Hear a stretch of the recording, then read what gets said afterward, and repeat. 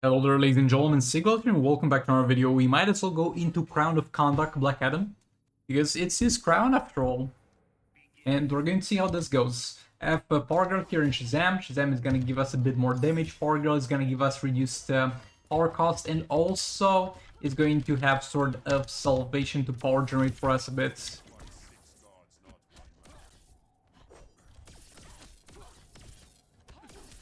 I love that he has Black Adam AI because I can easily combo interrupt. Black Adam is easily one of the best characters in the game when it comes to how easy you can combo interrupt with him.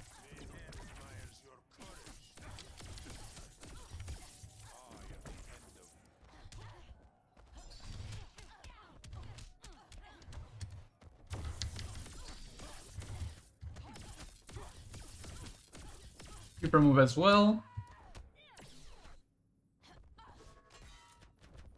On chill. There we go, engage the combo.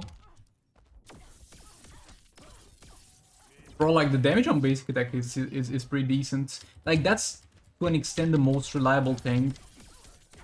Kind of tell the damage increase. Though at the same time, I don't really know because there's a lot of other stuff like his passive that feeds into it. So I can't tell for sure how much of a damage increase we're really getting here. As I said, we're going to really be able to see the full potential of this as we get fights with more health. Or in league rates. I'm gonna test out a bit more in league rates. I did already get a fight with it, but it was sadly equipped on last of Joker, who had no armor pierce on basic attack. It's because it was the secondary count one and he was hitting against a 75% defense opponent. So that was not a great test over there, but I'm gonna try it again. Okay, so next we're going to try the Multiverse team. Again, Crown of Kahndaq is going to be on the Multiverse Armor Supergirl, and we're going to have sort of Salvation on Flash for power generation purposes. So honestly, I don't think it's really needed for the Multiverse team. I think they might have been better off getting instead Dark Mallow cards for some crits. But yeah, we're going to get to stacking this.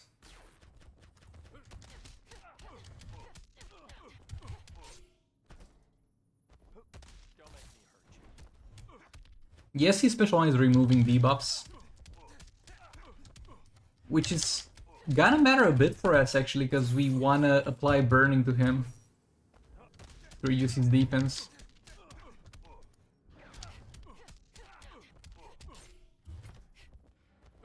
Wait, does he have a damage cap, by the way? Because that will not be very good for us. Okay, this is gonna be max combo. Okay, 8 to 5. We're going to fully stack it and see how high we can get. Keep in mind 8 to 5 was the previous value we got. Imagine if that doesn't crit, like we go through all that trouble and that doesn't crit.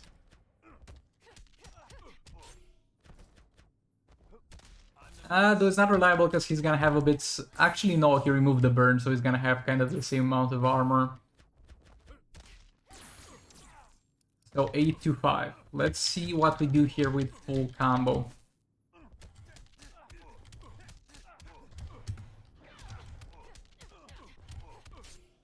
And it didn't crit. I told you this is what would happen. Let's try again.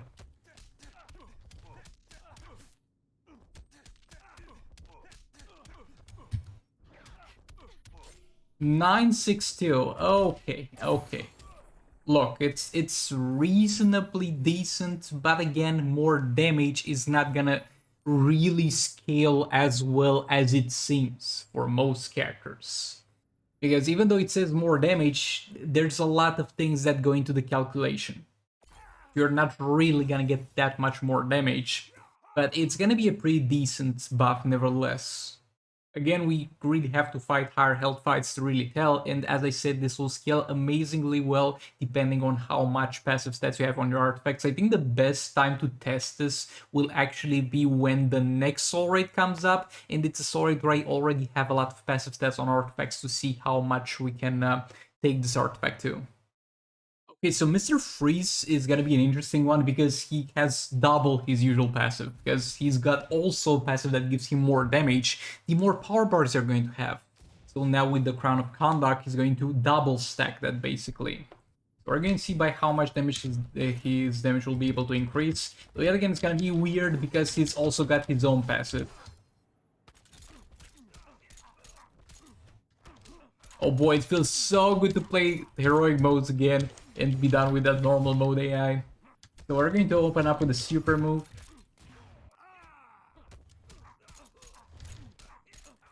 With Mr. Freeze, it's gonna be pretty much any power bars that get used in the match. So you can do it with any character, but we really need to make sure that we do it with him because the Crown of Kahndaq will only stack if the wearer does those things.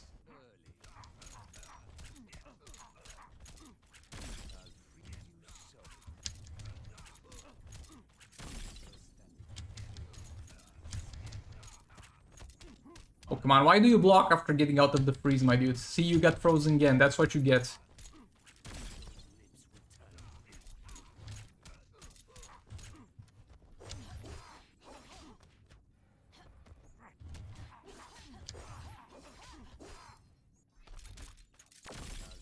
Okay, 1.3 with the next to no passive stats. That's pretty decent. Keep in mind this is a 3-star Mr. Freeze. Don't expect too much from him. I did not crit. This was low combo anyway. Yeah, looks pretty decent again. Until for sure. Until we have some proper fights with proper healths. So welcome back to some more Crown of Kahndaq testing. So I want to try this on Dark Side because since we're not going to trigger his passive that gives him more attack for each target that dies, he doesn't have any other increasing damage passive or increasing attack. So we're just going to go off the raw stats that he's got here. He's built as a damage dealer, and we're going to kind of compare the damages at 0 stacks versus the damages at 10 stacks. Keep in mind this is just level 1. Also have Manta in this team because if for some reason we're not able to kill this, Manta will sort it out in like 10 seconds at the end of the fights. But yeah, I want to first up generate some power.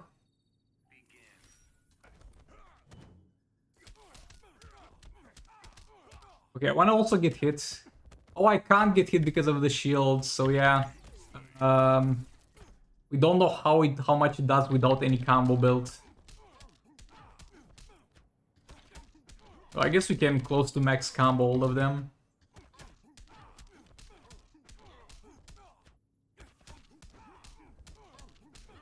So 40 hit combo at 8 stacks.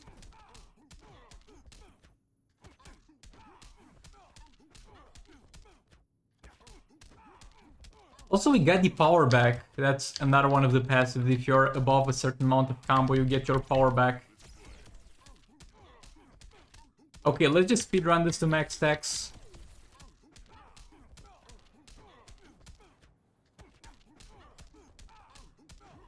Also, vibe check the damage on basic attack hits. That's also gonna increase gradually as we spend more power.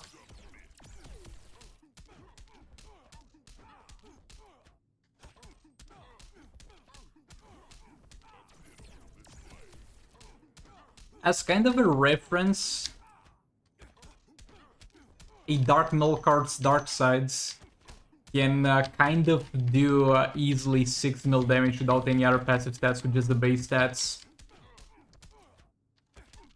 I mean, Dark Side's damage there is kind of a weird one, and not one that I recommend. But so it's kind of hard to reference it.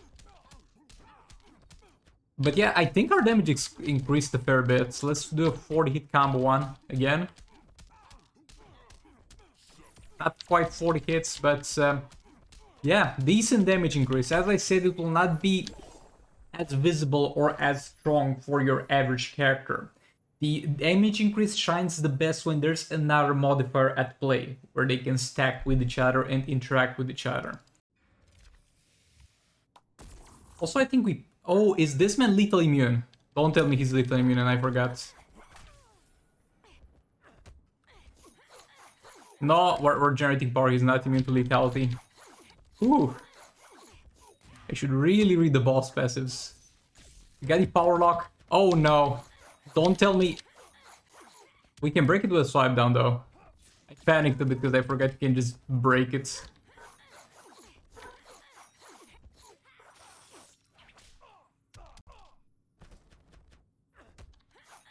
We don't really care about it, to be honest, because we're simply gonna generate power faster than it hits us, for the most part. There we go, it's removed again. Bro, what's up with my power? What happened there? Did you see that fluctuating between full power and no power for a few seconds? My main Shazam over here is really acting up. And it's all gone in like a second. I don't know, it might not be able to properly register that we're generating a lot of power due to the broad passive, and it might see our power bar as the base amount that would have been generated if we didn't have access to that passive. So that might be the reason we are getting full power bar to 0 power bars, but that was definitely weird. Okay, also another interesting thing. So I triggered the third special for free and actually generated a lot of power bars for it, because when you generate the third special for free with Batman Ninja Catwoman, you're actually going to do the combo that you have gathered on that third special. So the artifact regarded it as a high combo special and hit the chance to refound it. Or not. Maybe there's another passive at Ninja Team that power generates something when you block something that they just forgot about. Because you never really care about that, because they have more power generation than they would never ever need. So let's real quick go through the rewards that we get ourselves here. Sus. Okay, garbage rewards. Oh boy, who would have seen this coming? We're going to use Batman on the Drown team. Not gonna use Batman Flaps, gonna use the Batman on the Drowned. Bro, where's my John Stewart Green Lantern? Oh, I wanted him dead in League Raids. That's what happened to him. That's why he's gearless. Understandable. Have a nice day. So let's equip the Crown of Kahndaq. With her, we can easily tell the difference because her main part of damage is her passive, and I can very easily control if I do trigger or do not trigger the passive. By the way, upgrade question mark? No. And actually, not even after killing this boss, we won't have enough. Oh boy, it's gonna take a while to get this to higher level. But yeah, nevertheless, so first up, the goal is to trigger the passive once and see how the damage is. And then we're going to trigger it the second time after we have used enough special to generate enough power. Did I use the super move first, though? No, I can't use the super move. Let's not use the super move at all, so it's a fair damage comparison. Because if I use it before entering the first final form, then it's not gonna be a fair comparison to 0 stacks, because that's gonna give us 10 stacks. So it's gonna be 2.1. No, bro. No, she's dying. Don't. Please, please. Nah. It's just too little health. I'm sorry, guys. I just can't. I can't test this shit out. And it was so much left of her passive. 0 stacks, those super moves. Still too damn strong to be able to test out anything on her. I'm really sorry about this one. Look, I know what you're thinking, but say, well, how about my boy Kim Flan-Sakom, and how well does he do with that? Well, let's find out. Also, I'm not gonna give him any power reduction cost characters, because I've used them all. Not because I want to stack it faster, because there is the argument in the comments of the video about we should stop use power reduction characters so we stack it faster. No, that's wrong. You're not gonna stack it faster, you're just gonna be able to do less specials on the way of stacking it. Having cheaper specials is not going to make you generate power slower. You're still gonna generate the same amount of power and still have the same amount of power available to be spent. You're simply gonna be able, with that amount of power, to do more. So having or not having power reduction characters in your team is not going to impact in any way, shape, or form. Oh, come on, man, you apply that to me right after I pipe you down. Also, there's this decent synergy for Kim Flan-Sakom in here. Because he's gonna... Oh, come on, that block was nasty. That was uncalled for, my dude. A little bit of a synergy because he's going to ramp up his damage anyway. His own damage. By using specials.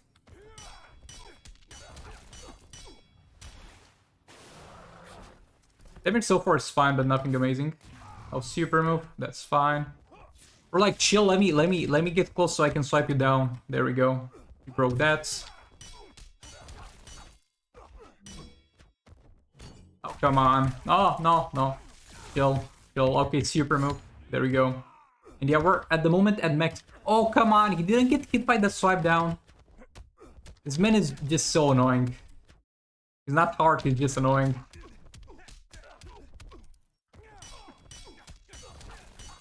Also, it kind of sucks because you're never really using the swipe down in... No! He power stole right when I was about to do the third special. Bro, chill. Chill.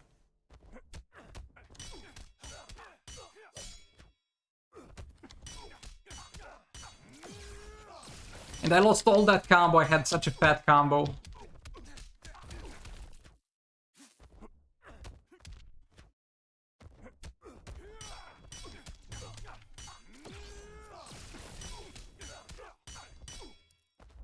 Yeah, to be fair and honest with Joel, the damage sucks for Kim Plant Psycho, man. Are we even able to kill here? But the problem is, as I said, this artifact will scale very well. Like, most likely Puppet of Zatanna. I mean, for sure, Puppet of Zatanna would have done so much better for us in this fight. But that's because Puppet of Zatanna is going to give you base attack.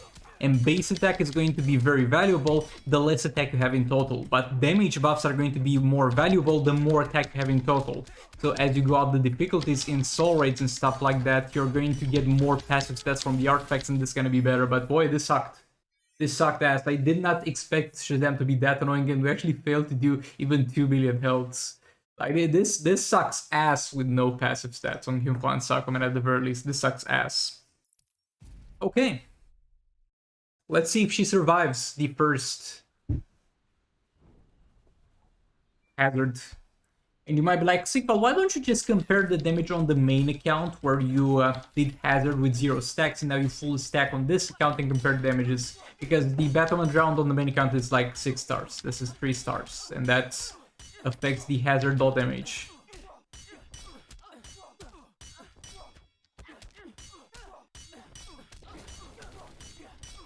Okay, so 4-2-2. Gonna be 4-2-2 when we crit. As I said, we're just not gonna...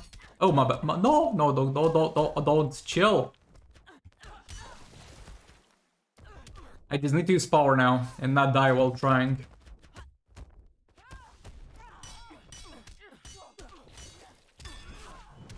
Oh, we didn't have enough power bars to actually trigger the healing effect on that one. Enough crisis bars, excuse me. There's the healing.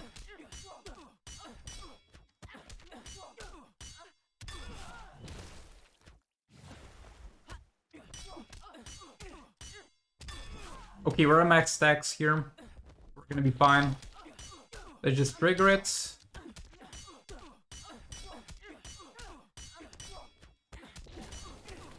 Oh, look at that! It doubles the damage, my dudes! It literally doubles the damage at full stacks compared to 0 stacks. Which is not as crazy as how much it gave the League of Anarchy, but it's still gonna be quite good. And I don't think it's double, I think it's more close to triple than double. It's not really triple, but it's closer to triple than it's closer to double, if that makes any sense. But all being said, thanks so much for watching. And oh, the Shazam reward, you think I would forget about that? Most likely I would, but it just happened that I didn't, so let's take a look at the Shazam reward as well. But boy, it doubles the damage of Battle rounds.